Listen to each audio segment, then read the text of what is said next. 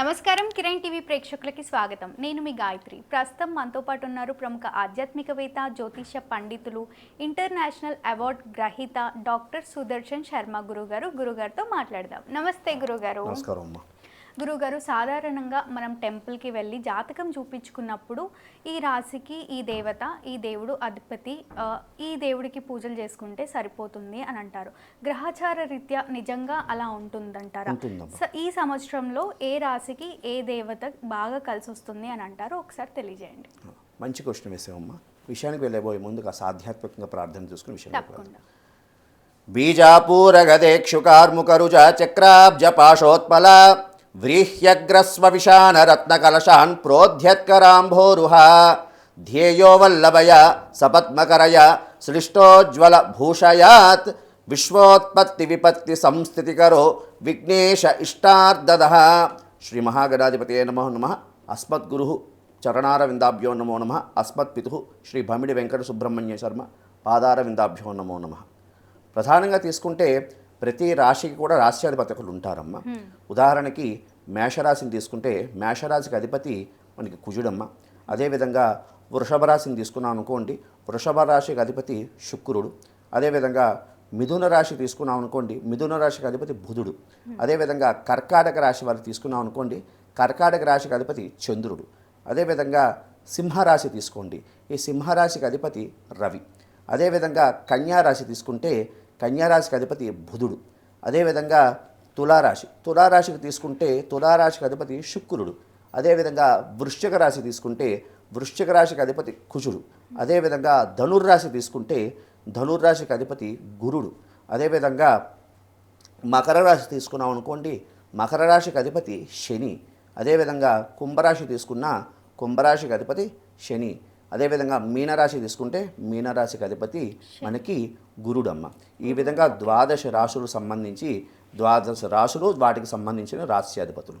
అయితే ప్రధానంగా మనం ఈ 2026 సంవత్సరం పరాభవనామ సంవత్సరాన్ని తీసుకుంటే ఒక్కొక్క రాశికి ఏ రాశి వారి తాలూకా గ్రహస్థితి సంచారం, ఉదాహరణకి గురుడు అనుకోండి, మనకి ఈ పరాభవనామ సంవత్సరంలో మనకి గురుడు ప్రధానంగా ఇప్పుడు మిథున రాశిలో ఉన్నాడు. ఇది కాస్త గురుడు మళ్ళీ కర్కాటక రాశికి ప్రవేశిస్తాడు. తదుపరి అదేవిధంగా సింహరాశి, తర్వాత అక్కడి నుంచి 3 నెలలు సింహరాశి కూడా ప్రవేశిస్తాడు. ఈ అతిచారం వల్ల ప్రవేశిస్తుంటాడు. అదేవిధంగా ప్రధానంగా తీసుకుంటే కుంభరాశిలో ప్రధానంగా ఇప్పుడు రాహు సంచారం, అదేవిధంగా సింహంలో కేతు సంచారం, అదేవిధంగా మీనరాశి వారికి ప్రధానంగా శని సంచారం, జన్మశని అని అంటూ ఉంటారు. ఈ సంచారం వల్ల మనం ప్రధానంగా తీసుకుంటే ఏ రాశులు వారు ఏ ఆరాధన చేయడం, అదేవిధంగా ఏ దేవారాధన చేయడం ద్వారా ఈ యొక్క సంవత్సరం వారికి సంబంధించినటువంటి సమస్యల నుండి బయటపడతారని తీసుకుంటే. గురుగారు, ఇప్పుడు మిథున రాశి వారి గురించి మాట్లాడుకుందాం. మిథున రాశి వారు ఈ సంవత్సరం ఏ దేవుడిని ఆరాధించమంటారు? మంచి ప్రశ్న వేసాము. ప్రధానంగా ఈ యొక్క మిథున రాశి వారు తీసుకుంటే ఏ నక్షత్రం వారు మిథున రాశిలోకి వస్తారు అంటే, ఈ యొక్క మిథున రాశి వారికి ప్రధానంగా మృగశిర నక్షత్రం 3, 4 పాదాలు, అదేవిధంగా ఆరుద్ర నక్షత్రం 1, 2, 3, 4 పాదాలు, అదేవిధంగా పునర్వసు నక్షత్రం 1, 2, 3 పాదాల వాళ్ళు ఈ యొక్క మిథున రాశిలోకి వస్తారమ్మా.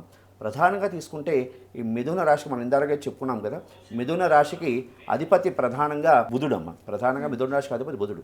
ప్రధానంగా ఈ పరాభవనామ సంవత్సరం అంతా తీసుకుంటే మిథున రాశి ఆ రాశిలోనే గురుడు యొక్క సంచారం చేస్తున్నాడు. అయితే ప్రధానంగా జూన్ 2వ తేదీన గురువు యొక్క సంచారం కర్కాటక రాశిలోకి ప్రవేశిస్తున్నది. దీని ప్రభావం, అదేవిధంగా రాహుకేతువుల యొక్క ప్రభావం, మిథున రాశికి కేతు అనేవాడు తృతీయంలో ఉన్నాడమ్మ. అదేవిధంగా రాహు యొక్క సంచారం వల్ల అంతగా ఉత్తమమైనటువంటి ఫలితాలు రావడానికి అవకాశం అయితే లేదమ్మ. ఈ రాశి ఈ యొక్క సంవత్సరం అంతకాలం కూడా అంత అనుకూలంగా అనిపించడం లేదు. కాబట్టి ప్రధానంగా తీసుకుంటే గ్రహ సంచారం అంత అనుకూలంగా లేదు.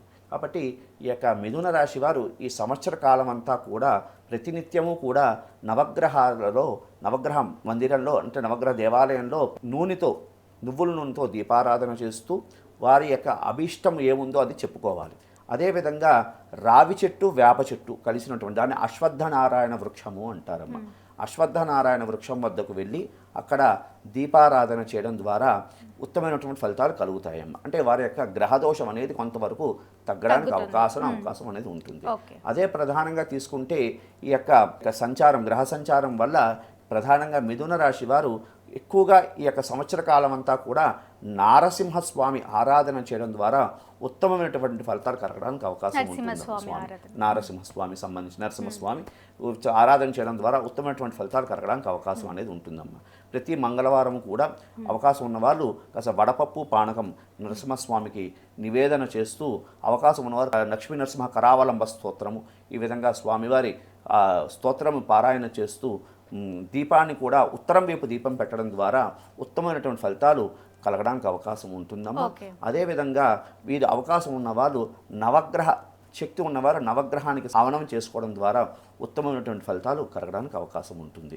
శక్తి లేని వాళ్ళు ఏం చేస్తారంటే ప్రతి శనివారం కాస్త నవధాన్యాలను కాస్త ధునిలోకి సమర్పణ చేయడం ద్వారా ఉత్తమమైనటువంటి ఫలితాలు కలగడానికి అవకాశం ఉంటుంది. అంటే వీళ్ళకి ఏమైనా దోషాలు వంటివి అలాంటివి ఏమైనా ఉన్నాయంటారా ఈ సంవత్సరంలో? ఎందుకు అంటే ప్రధానంగా తీసుకుంటే రాహుకేతువుల యొక్క సంచారం అంత అనుకూలంగా లేదమ్మా. అదేవిధంగా అనుకూలంగా లేకపోతే ఎలాంటి దోషాలు ఉంటాయంట? ఎలాంటి ఇబ్బందులు వస్తాయి అంటే కార్య విఘ్నం కలుగుతూ ఉంటుందమ్మా. ప్రధానంగా కార్య విఘ్నం కలుగుతూ ఉంటుంది.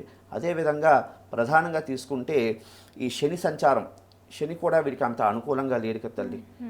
శని కూడా వీరికి అంత అనుకూలంగా లేడు కాబట్టి ఈ యొక్క ప్రభావం వల్ల ఏమిటి అంటే ఎక్కడైనా వెళ్ళినా ఎంత కృషి చేసినా కూడా ఫలితం అనేది రాకపోవడం, అదేవిధంగా ఆరోగ్య సంబంధమైనటువంటి ఇబ్బందులు ఏదో ఒకటి హాస్పిటలైజ్డ్ ఎక్కువ అవుతూ ఉండడం, అదేవిధంగా ప్రధానంగా తీసుకుంటే విద్యార్థులకి కష్టపడిన ఫలితం అనేది ఎక్కువగా రాకపోవడం, అదేవిధంగా దాంపత్య జీవనంలో కాస్త ఇబ్బందులు అంటే భార్యాభర్తల మధ్యన కాస్త విభేదాలు వస్తుండడం, ఇటువంటి ఫలితాలు అనేది కలగడానికి అవకాశం అనేది ఉంటుంది. అదేవిధంగా ఆర్థికంగా సంక్షోభం, ఆర్థికంగా ఇబ్బందులు కలగడానికి అవకాశం ఉంటుంది. అది కారణం చేత ప్రధానంగా ఆర్థికంగా అనేది మనిషికి ఇబ్బందులు పడితే ఇంకా అన్ని రకాలుగా ఇబ్బందులు పడడానికి అవకాశం ఉంటుంది కదా తల్లి. అందుకని ఈ యొక్క పరిహారాలు చేసుకోవడం ద్వారా వారికి ఉత్తమమైనటువంటి ఫలితాలు కలగడానికి అవకాశం ఉంటుంది. తప్పకుండా గురుగారు, థాంక్యూ. శుభమస్తు.